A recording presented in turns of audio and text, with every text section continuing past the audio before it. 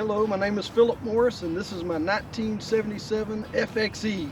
I bought it I think around 2002. It's my second Shovelhead and I've dreamt of building this bike for a long time. My goal in it was to be very slick in everything that I did and very shaved down, get rid of all the extras. And so it's a 77 FXE frame. We cut the frame here and Matt Tucker from Goose Creek Customs welded the weld on rigid. And he welded me a gusset in here that has a cross in it. Took away the original gusset. Got the front end from Ben's V Twins in Indian Trail, North Carolina. The whole front end come from him minus the headlight. I went with these kind of risers, again, just keeping it slick instead of the dog bones. It's a stroker motor, original bore, but we kept the stroke. We rebuilt the top end. It's got an old Invader back mag and 21-inch spoke front wheel. I just personally like that look. It's a homemade oil tank. Prism Supply did some welding on the frame here. It was left open where the seat post is, and they made this piece. They did the 2-into-1 pipe for me. And there's the petcock is Prism Supply, so they've been a big help to me. Heavy from Heavy's Hog Shop in Southern Union County. He did the final assembly and the wiring. I had the motor on, transmission on. He did the open primary and wired it for me. I just kind of ran out of time. It took me about 8 years to build this. So 8 years between two different houses. I carried all my pieces to my new house in about, I don't know, 200 pieces. Jay Byron from Union County did all the paint work. My idea was to have the fish scales in it and the colors, but he did all the scallops and the pinstriping work, and I just absolutely love it. Suicide shift, no front brake, rigid.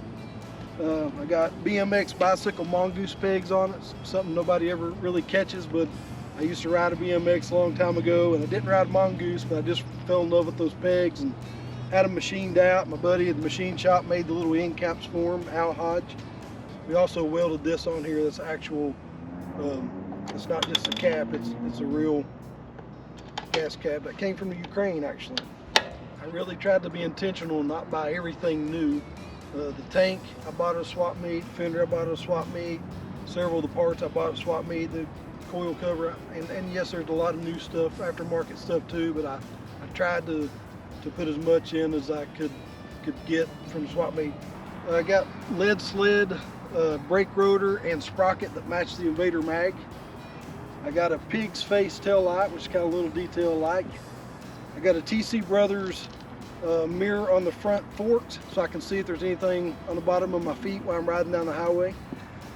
And one thing I really like, I bought this coil cover and I moved the coil down in between the primary just to kind of keep it sleek. I've seen somebody do this before and I really love that look. Shaved off the coil mounts on the frame, put that down there, and the coil cover I bought for $2 at Denton Farm Park antique bike show, so I really love that. I cleaned it up a little bit. It's not perfect, but that's what I like. Kind of like me, not perfect. Suicide shift, I got an old glass doorknob for the shifter. And the other thing I really try to do is everywhere you can look on this bike, I tried to put acorn nuts. So I got big acorn nuts on the motor mounts on both sides, the engine cover, which most people have that, but everywhere you look, on the inside of the fender, underneath the seat, I tried to really finish it off with acorn nuts. It's just something old school I always like seeing, and tried to carry that into this build.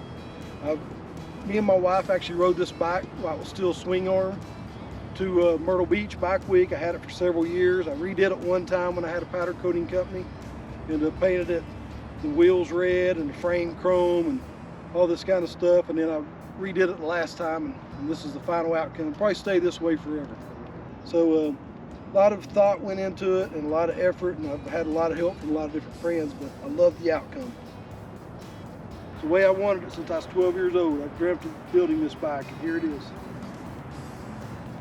I am the pastor of Freedom Biker Church in Monroe, North Carolina, and we're having a blessing of the bikes coming up soon in March 30th, so more welcome to come to that, anybody that hears it. And yeah, this is my ride.